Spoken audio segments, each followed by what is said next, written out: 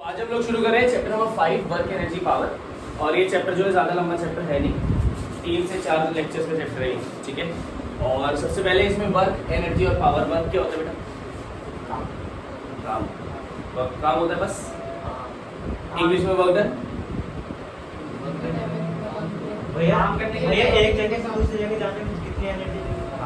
मतलब एक फोर्स की वजह से कितनी डिस्प्लेसमेंट हुई है वो कहलाती है वर्क। क्या कहलाती है? फोर्स की वजह से कितनी डिस्प्लेसमेंट हुई है, ठीक है। तो वर्क डन जो होता है वो फोर्स इनटू डिस्प्लेसमेंट होता है। क्या होता है? Force into displacement. एनर्जी क्या होता है? वर्क को करने के लिए जो एनर्जी लगती है। हाँ, वर्क को करने के लिए जो एनर्जी या क्षमता लगती है उसे हम कहते हैं एनर्जी, ठीक है। तो वर्क डन और एनर्जी दोनों की यूनिट सेम रहती है, ठीक है। पावर अभी लास्ट में आएगा और लास्ट में देखते हैं। मेजरली चैप्टर में वर्क और एनर्जी है, पावर तो बस एक तो उसका ही। तो सबसे पहले लिखें वर्क। डिनोट करेंगे वर्क को W से, कैपिटल W से। ऐसे यूनिट होगी इसकी joule.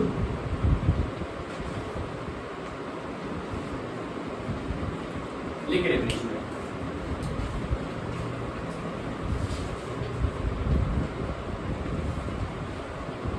Work is said to be done. Work is said to be done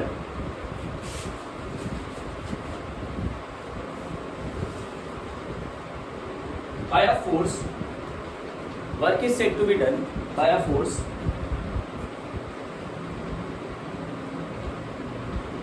when a body is displaced actually. When a body is displaced actually. When a body is displaced actually through some force.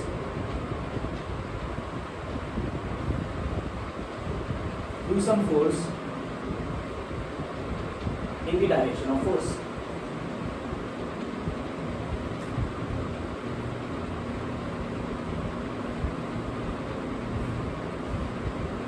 देखिए, मान लेते हैं आप एक body है, ठीक है। ये बॉडी का डिस्प्लेसमेंट है S। डिस्प्लेसमेंट क्या है? S, ठीक है। हम लगा रहे हैं फोर्स इस पे इस तरह से, ये F आ गया। तो अगर आपको याद है तो ये वाले एंगल पे क्या बनेगा? यहाँ पे एक एंगल बन रहा है थीटा, पक्का। तो जब जिस साइड पे एंगल थीटा बनता है उस साइड पे क्या लगता है? cos थीटा या sin थीटा? पक्का। तो ये वाले साइड जो बन जाएगी, ये वाला कंपोनेंट क्या बन जाएगा? f cos theta. तो जो हमारा वर्क डन होता है वो होता है f cos theta into s। तो fs cos थीटा लिख सकते हैं वर्क डन को। और जब भी cos थीटा आता है बच्चा तो ध्यान रखना है कि वो डॉट प्रोडक्ट बन सकता है। क्या बन जाता है? Dot product. कहने का मतलब है f dot where F is the applied force and S is the displacement के कितना वो आगे गया। यहाँ तक कोई दिक्कत तो नहीं, ठीक है। अगली चीज ये लिख लीजिए। अगली चीज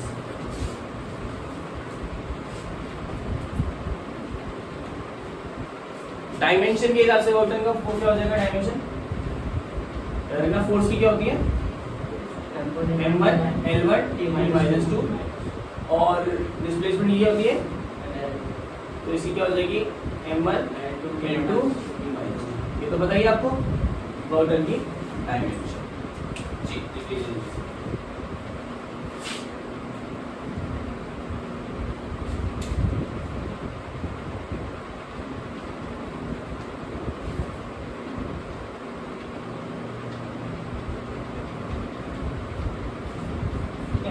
इसके अलावा अदर यूनिट्स भी हैं इसकी।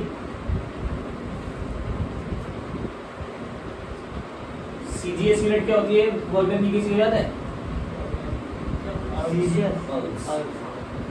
ठीक है ना। 1 अर्ग इक्वल टू 10 की power -7 joules.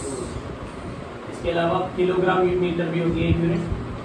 1 kg metre is equal to 1 kg metre is equal to 9.8 joules.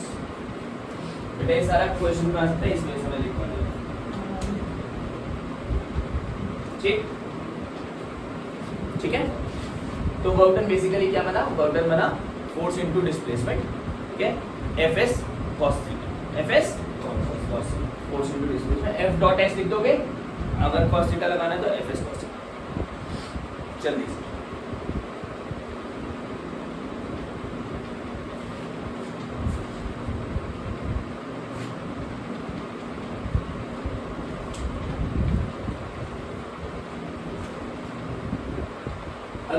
पढ़ रहे हैं वो पढ़ रहे हैं नेचर ऑफ वर्क। क्या पढ़ रहे हैं? नेचर। एक बार पेन स्टॉप करके देखिए। नेचर ऑफ वर्क जो है वो 3 टाइप का, कितने टाइप होता है? पॉजिटिव वर्क, नेगेटिव वर्क और जीरो। कौन सा? पॉजिटिव वर्क, नेगेटिव वर्क और जीरो। पॉजिटिव वर्क क्या होगा? देखिए जरा, वर्क का फॉर्मूला क्या है? Fs if cos theta positive है, क्या cos थीटा तो ऑर्डर भी पॉजिटिव होगा, ठीक है ना? cos थीटा पॉजिटिव है तो ऑर्डर भी पॉजिटिव होगा। और cos थीटा पॉजिटिव कहां से कहां तक रहता है? cos 0 क्या होता है? 1 और cos 90 क्या होता है? 0। तो cos थीटा जो पॉजिटिव है वो रहेगा, थीटा अगर होगा 0 से छोटा बड़ा, ये ध्यान रखना, 0 से छोटा हो बड़ा होगा थीटा और 90 से, अगर एंगल 0 से 90 डिग्री के बीच में है तो वर्क डन क्या है? पॉजिटिव। लिखो 0 से 90 के बीच में कौन सा एंगल होता है? Acute obtuse. एक्यूट एंगल, इसका मतलब एंगल इज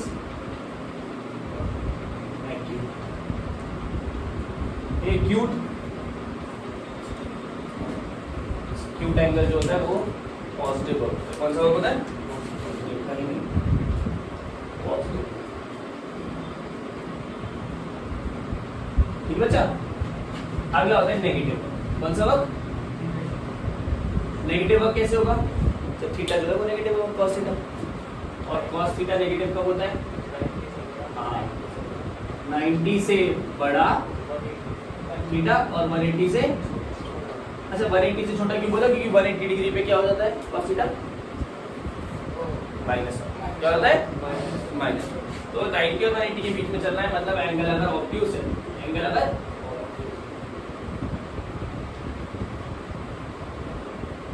तो उसको हम क्या कहते हैं? नेगेटिव। और तीसरा है जीरो वर्क। क्या है? Zero work. बेटा जीरो वर्क कब होगा?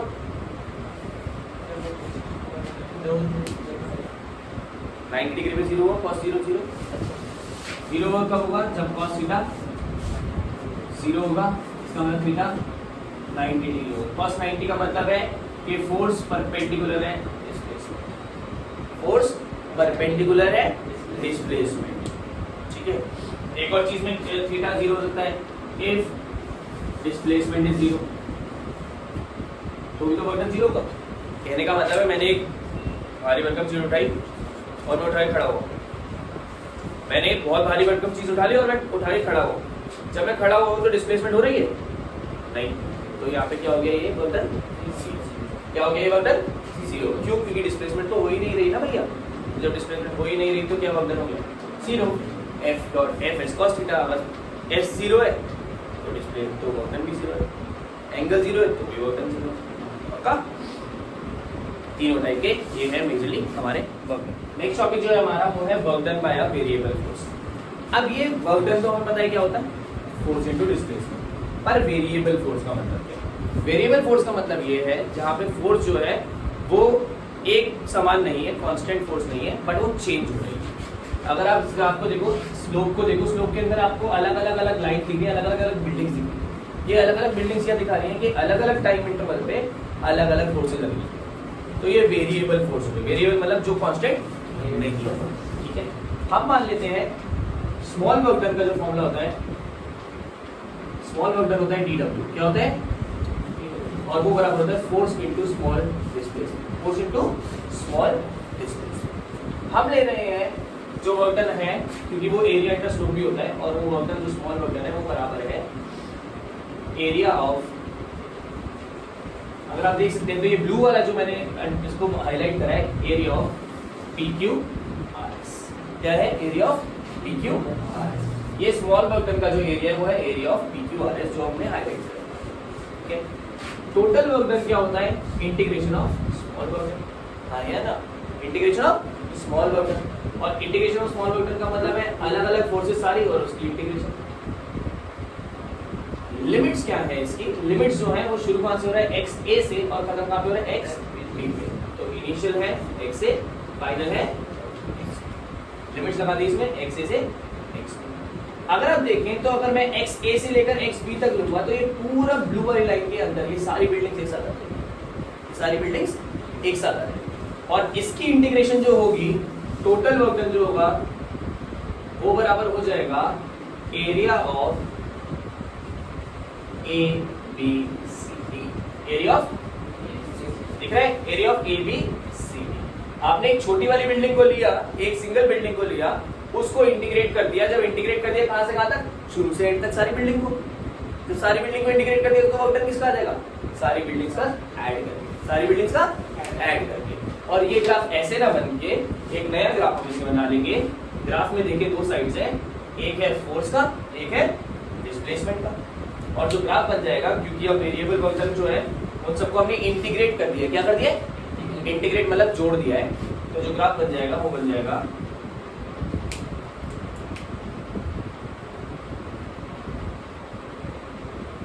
ए बी सी, और ये पूरा का पूरा जो है वो है टोटल।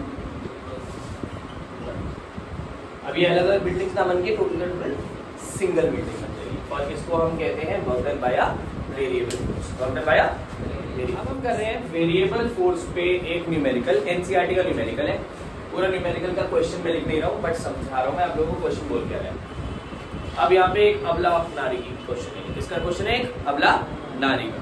वो बेचारी अकेली है और वो जाके एक रेलवे प्लेटफॉर्म पे क्या कर रही थी, एक बहुत बड़ा सा सूटकेस या ट्रंक मान लेते हैं, उसे खींच रही है, उसे पुश कर रही है या पुल कर रही है, क्या लिखा है, पुश कर रही है। ठीक है, अब वो बंदी क्या कर रही है, उसे पुश कर रही है, बहुत भारी होगा वो।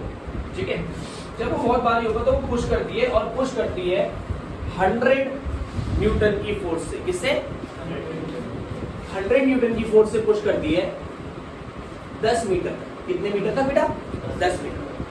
100 न्यूटन की फोर्स से पुश करती है वो 10 मीटर तक और फिर वो थक जाती है ऑब्वियसली बेचारी। तो अब वो अपनी फोर्स 100 न्यूटन नहीं लगा पाती। एकदम से तो जान लगाई उसने 10 मीटर तक, बट उसके बाद वो थक गई और उसने अब जो फोर्स लगाई वो लगाई 50 न्यूटन। 10 मीटर के बाद उसने कितनी फोर्स लगाई, 50 न्यूटन। अब टोटल 20 मीटर तक, टोटल 20 मीटर मतलब 10 तो चल गई थी, तो कितने बचे, समझ रहे हो क्वेश्चन। उसने टोटल 20 मीटर चलाया, पहले 10 मीटर 100 लगाई, बाद में 50 लगाई, तो बाद के कितने मीटर हुए, क्लियर है बात, पक्का पक्का 10 मीटर। एक बार जरा क्वेश्चन अंग्रेजी में रीड कर देता हूँ जिससे कि आप लोगों को समझ में आ जाए कि वो क्वेश्चन बोल क्या रहा है। क्वेश्चन बोल रहा है, a woman pushes the trunk on railway platform which has a rough surface है, ठीक है। She applies the force 100 newton over a distance of 10 metre. 10 metre तक 100 न्यूटन फोर्स लगाई उसने, ठीक है। Thereafter she gets progressively tired, obviously वो थक गई, and her applied force reduces linearly with distance to 50 newton. धीरे धीरे करके उसकी अप्लाइड फोर्स कम हो गई, 50 न्यूटन में हो गई, धीरे धीरे करके 50 न्यूटन में हो गई, ठीक है। The applied force reduces linearly, हाँ, the total distance by which the trunk has been moved is 20 meter. Total 20 meter है तो बाकी कितना, 10 मीटर, ठीक है। कह रहा है प्लॉट करो इसका ग्राफ बनाओ, ठीक है, और कैलकुलेट करो वर्क डन। क्या करो, एक तो ग्राफ बनाओ और वर्क डन कैलकुलेट करो। ध्यान से देखेंगे सब लोग, बड़ा ही इजी ग्राफ बनेगा इसका। देखो ध्यान से, एक बार समझ गए तो काम आसान। देखो वाला ग्राफ, यहाँ पे फोर्स, यहाँ पे डिस्प्लेसमेंट, यही बात हुई थी। 100 न्यूटन कब तक डाली बेटा उसने, कब तक डाली, 10 मीटर तक आया ना, और फिर धीरे धीरे धीरे 50 न्यूटन हो गई। कितनी हो गई बेटा, एक साथ 50 न्यूटन नहीं हुई, 10 मीटर के बाद तक यहाँ पे 50 न्यूटन हो गई, ठीक है। तो यहाँ से इसको हम इस तरह से जोड़ देंगे, कोई दिक्कत तो नहीं, ठीक है। पक्का, पहले 10 मीटर तक लगातार 100 न्यूटन और फिर धीरे धीरे प्रोग्रेसिवली डाउन हो रही है तो 50 न्यूटन। पक्का, कोई प्रॉब्लम तो नहीं है जी। इस सबको लेबलिंग कर दो, इसको ले लो O क्योंकि ओरिजिन पे A B C D E। पहले एक ग्राफ बना लो जल्दी से।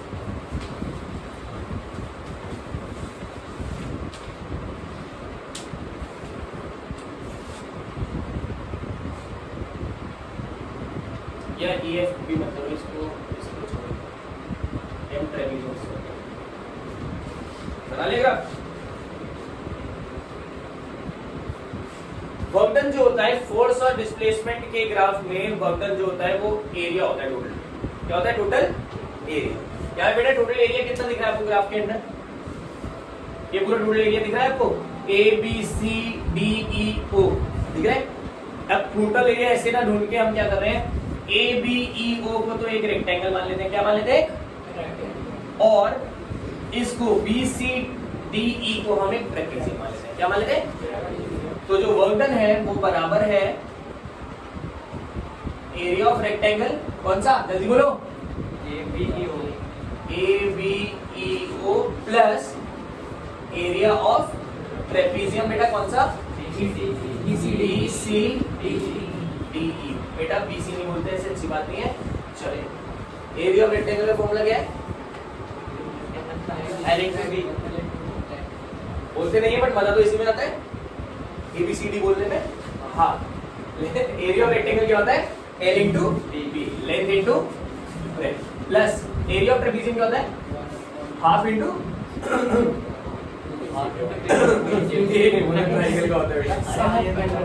सम of parallel sides. Sum of parallel sides मतलब BE plus CD, BE plus CD into height मतलब डिस्टेंस जो कि ED है। क्या है? समझ रहे हो बात को? लेंथ इंटू ब्रेथ, लेंथ कितनी है बेटा इसकी? 100। कितनी है? 100। ब्रेथ कितनी है बेटा? पक्का? इधर देखो ना 100 है, इधर देखो ना कितनी है? 10 प्लस हाफ इंटू BE कितना है? BE 100। BE कितना है? 100। बहुत बढ़िया 100। CD कितना? CD 50। बहुत बढ़िया बहुत बढ़िया बहुत बढ़िया। और बताओ ED कितना है? 10 में से 20, 20 में से 10 किया कितना बचा? 5 से 5 हो गया। ये कितना हो गया? 1000। कितना हो गया? 150 into 5। तो वर्क किस में होता है? ये आपका आ गया। तो पहले प्रोग्रेस, पहले कांस्टेंट थी, फिर नीचे आई, वर्क डन निकाला था तो पूरा एरिया अंडर स्लोप, पूरा एरिया अंडर स्लोप। कोई दिक्कत? अब ये एग्जांपल 5.5 है बेसिकली, और इसका सेकंड पार्ट भी है कि मान लेते हैं कि फ्रिक्शनल फोर्स भी लग रही है। ऑब्वियसली जब हम मूव कर रही है तो रफ सरफेस में फ्रिक्शनल फोर्स लगेगी, और फ्रिक्शनल फोर्स जो लग रही है वो 50 न्यूटन की लग रही है। कितने न्यूटन की लग रही है? 50 कांस्टेंट लग रही है फ्रिक्शनल फोर्स। तो क्योंकि फ्रिक्शन तो सेम ही रहता है, तो क्योंकि फ्रिक्शनल फोर्स होती है वो अपोज करती है, तो नेगेटिव होगी। क्या होगी? नेगेटिव। तो क्या मैं इसका ग्राफ नीचे करके ऐसे ना यहाँ पे ये कितना लिख दूंगा? -50। क्या लिख दिया मैंने? -50 का। कोई दिक्कत तो नहीं? अब जो हमारे पास पॉइंट आ गया, ये डी पॉइंट ऊपर है। अब जो हमारे पास पॉइंट आ गया, कह रहा है इसका वर्क डन बताओ। इसका वर्क डन बताओ? फ्रिक्शनल फोर्स का। किसका बताओ? फ्रिक्शनल फोर्स का। तो वर्क डन बाय फ्रिक्शन का फॉर्मूला हो जाएगा ये नीचे वाला ग्राफ। और नीचे वाला ग्राफ क्या दिख रहा है आपको? एक रेक्टेंगल दिख रहा है आपको, एक रेक्टेंगल। इसको भी ले लेते हैं, इसको OD PQ ले लो। तो एरिया ऑफ ODQP, पक्का? ODQP एरिया ऑफ रेक्टेंगल का फॉर्मूला क्या होता है? Length into breadth. What is the length? ऐसे नीचे को कितना आ रहा है? O से P तक -20, पक्का? और ब्रेथ कितनी है यहाँ से यहाँ तक? 20। समझ गए? कितना हो गया? फ्रिक्शनल फोर्स नेगेटिव क्यों है? फ्रिक्शनल फोर्स नेगेटिव क्यों है? क्योंकि वो अपोज करती है। ठीक है, टोटल वर्क डन कितना हुआ? वो हुआ work done minus work done plus frictional force. Work done जो उसने करा प्लस फ्रिक्शन का वर्क डन ऐड करेंगे तो टोटल वर्क डन आ जाएगा। और टोटल वर्क डन कितना आ जाएगा? 1750 प्लस माइनस कितना हुआ? 750। ये हमारा टोटल वर्क डन हुआ। क्यों? क्योंकि भैया 1000 जूल तो इन्होंने वेस्ट कर दिया ना फ्रिक्शन की वजह से। तो टोटल वर्क डन कितना हुआ? सिर्फ और सिर्फ 750 जूल। ये एक पूरा एक न्यूमेरिकल बन जाता है आपका। एग्जांपल नंबर 5.5 है NCERT। एग्जांपल नंबर 5.3 है, और यहाँ पे बोल रहा है एक बंदा आ रहा है बहुत तेज है, धूम मचा ले क्वेश्चन है। कौन सा क्वेश्चन है ये? तो यहाँ पे क्या हो रहा है? एक बंदा आ रहा है साइकिल पे फुल स्पीड में, ठीक है, जैसे तरुण आता है, तो वो साइकिल लेके आ रहा है और उसने एकदम से स्किड मारी, मतलब रोका। जब उसने रोका तो साइकिल को रुकने में 10 मीटर लगे। कितने मीटर लगे? 10 मीटर। ठीक है। अब आपसे क्वेश्चन पूछ रहा है कि वर्क डन क्या है रोड का साइकिल पे। रोड ने साइकिल पे कोई वर्क डन लगाया होगा और साइकिल ने रोड पे कोई वर्क डन लगाया होगा। तो रोड का साइकिल पे क्या वर्क डन है? रोड का साइकिल पे क्या वर्क डन? रोड ने क्या करा? देखो बेटा ध्यान से। तो work done by road on cycle RC done is equal to force into displacement into, यहाँ पे x लिया था मैंने ऊपर, तो x लेता हूँ इनटू cos थीटा, आया ना? या फिर ये लिखो fx cos थीटा, आया ना? बच्चा एक और चीज, डिस्प्लेसमेंट को s से, r से, x से, y से, किसी भी चीज से डिनोट कर सकते हो। तो कहीं ये मत बोलना कि कहीं पे s बोला किसी वेरिएबल से, कहीं पे s बोला, कहीं पे x बोला। मैं बता रहा हूँ basically s for Shimla, x for Xmas, ठीक है, r फॉर रोहन, ठीक है। या अगर ऊपर से नीचे आ रहा है तो y एक्सिस में भी डिनोट कर सकते हैं, ठीक है। तो x और s एक ही बात है, कंफ्यूज नहीं होना कहीं पे कि भैया आपने तो पहले बोला था fs cos थीटा है, अब आप fx लगा रहे हो, एक ही बात। डन। अब क्योंकि रोड ने साइकिल को रोका, है ना, तो रोड ने जो उस पे वो लगाई, क्या बोलते हैं, फोर्स लगाई होगी, वो लगाई होगी, जो थीटा होगा रोड का वो लगा होगा 180। कितना होगा? 180। तो work done by road on cycle जो बन जाएगी वो बन जाएगी f कितना है? 200, x कितना है? 10 और cos 180। क्या cos? बेटा cos 180 क्या होता है? माइनस 2000। समझ में आ रहा माइनस क्यों आया? क्योंकि भैया रोड ने साइकिल को रोका ना, तो ऑपोजिंग फोर्स लगाई। क्या लगाई? Opposing force. अब अगला वाला ट्रिक क्वेश्चन है। क्वेश्चन पूछा है work done bye cycle on the road. क्या पूछा है? Work done by the cycle on the. बेटा साइकिल रोड पे कुछ भी फोर्स लगा दे, रोड डिस्प्लेस होगी? रोड हिलेगी अपनी जगह से? नहीं। तो एस ये पूरा जीरो हो जाएगा। क्यों? बिकॉज डिस्प्लेसमेंट इज, रोड तो मूव कर ही नहीं रही। जब रोड मूव ही नहीं करी तो डिस्प्लेसमेंट क्या है? जीरो। और ये जीरो वर्क डन वाला क्वेश्चन आ गया। इसमें नेगेटिव वर्क, इसमें जीरो वर्क। समझ रहे हो? ट्रिक क्वेश्चन दे दिया, बच्चा क्या करेगा? अगर इसने इस पे 2000 माइनस 2000 लगाई तो इसने इस पे प्लस 2000 लगाई होगी। भैया मूव ही नहीं कर रही रोड तो उसको क्या रहेंगे? वर्क डन क्या रहेगा? जीरो। नेक्स्ट टॉपिक जो है वो है टाइप्स ऑफ फोर्सेस। दो टाइप की फोर्स होती है, एक होती है कंजर्वेटिव फोर्स, एक होती है नॉन कंजर्वेटिव फोर्स। कौन सी? कंजर्वेटिव फोर्स और नॉन कंजर्वेटिव फोर्स। तो मैं इसकी डेफिनेशन बोल रहा हूँ, इसको लिख लीजिए जल्दी से। सबसे पहले लिखिए conservative force.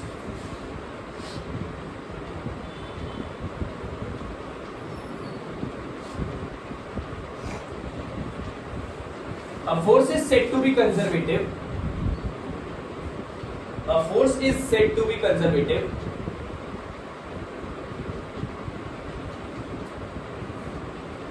if work done by or against, if work done by or against the force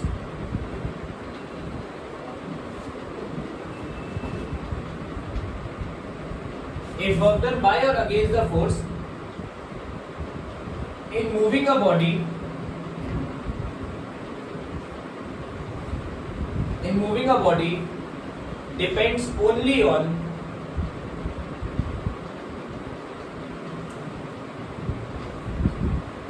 final and initial positions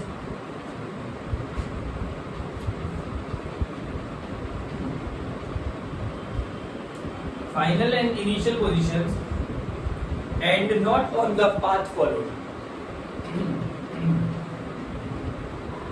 and not on the path followed.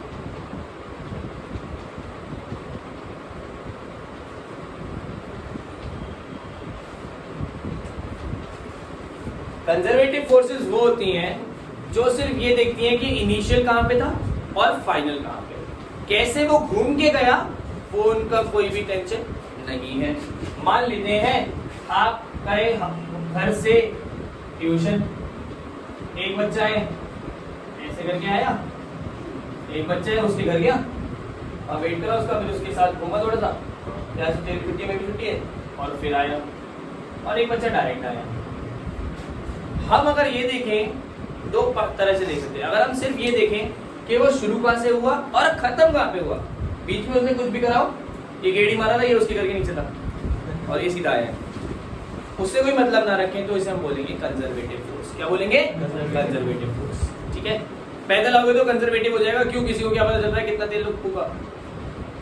But अगर बाइक लेके जाओगे इधर से उधर घूमोगे तो वो क्या बन जाएगी? Non conservative. क्या बन जाएगी? रीजन क्या हुआ? क्योंकि इस बार हमने तो तेल फूके ना। नॉन कंजर्वेटिव फोर्सेस लिखो। These are the forces which depend upon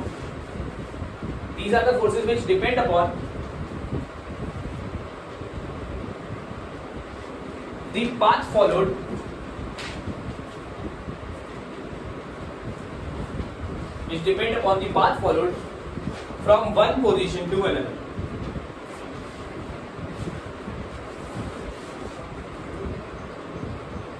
Depends upon the path followed from one position to the other. कोई प्रॉब्लम?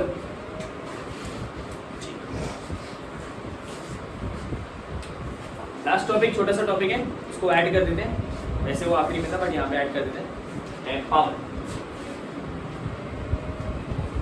चैप्टर का नाम है वर्क, एनर्जी, पावर। तो वर्क आज कर लिया, पावर आज कर रहे हैं, एनर्जी अगली 2 क्लास में चलेगी। एनर्जी सबसे लॉन्ग है, पावर लिखो।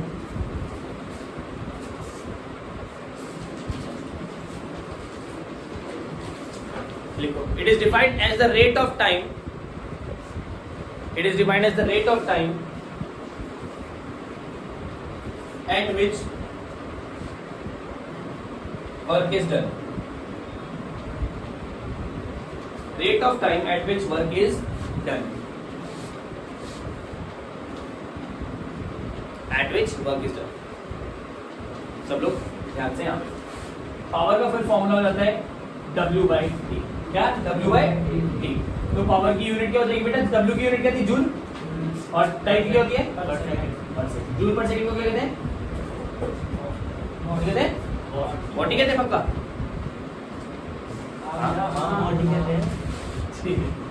चेंज इन पावर अगर मैं लाऊंगा तो dW/dt हो जाएगा। आया ना बेटा? W का dW का फॉर्मूला क्या था? अगर आपको याद है तो dW का फॉर्मूला था F.ds। क्या था? पक्का क्या था? तो क्या मैं चेंज इन पावर को F/ds/dt लगा सकता हूँ? कोई दिक्कत तो नहीं है। अगर आप लोगों को मैं बताना चाहूँ तो यहाँ पे डॉट लगाना, ठीक है। अगर मैं आप लोगों को बोलना चाहूँ कि ds/dt क्या होता है, कोई बता सकता है? Displacement upon time. क्या होता है? इसका मतलब जो पावर होता है उसका एक और फॉर्मूला होता है फोर्स इनटू F.v या फिर F.v cos। ये है आपके पावर का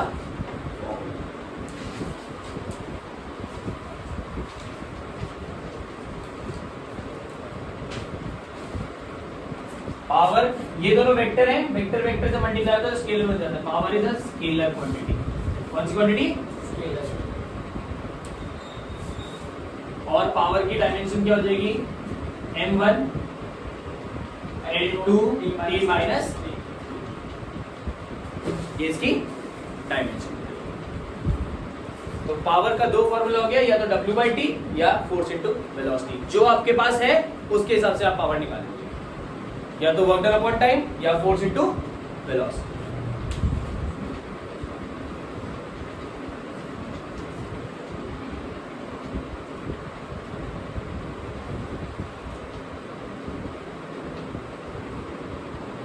पावर की एक और यूनिट होती है 1 हॉर्स पावर। पता है?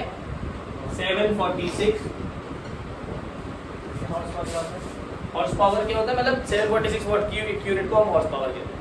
ठीक है, हो सकता है पहले के जमाने में वो हॉर्स की पावर से इक्वेट करा जाता हो, बट यहाँ पे 746 वॉट्स को एक यूनिट बोल के हॉर्स पावर होता है। 1 मेगावाट। मेगा जब भी आया था कैपिटल एम, इसका मतलब है 10 की पावर 6। तो ये आपका छोटा सा टॉपिक है पावर का, ज्यादा बड़ा टॉपिक है नहीं पावर का। आज हमने करा है वर्क और पावर। अगले लेक्चर में हम करेंगे एनर्जी।